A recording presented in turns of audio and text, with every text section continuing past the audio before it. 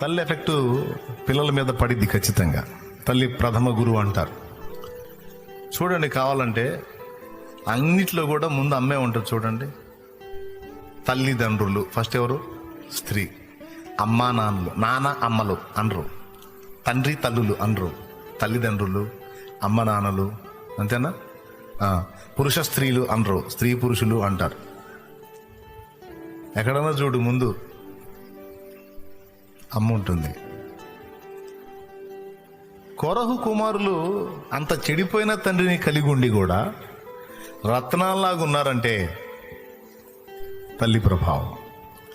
అరే, మీ నాన్న సైకాలజీ దేవునికి వ్యతిరేకంగా ఉంది నాన్న, ఆయన్ని అనుసరించొద్దు.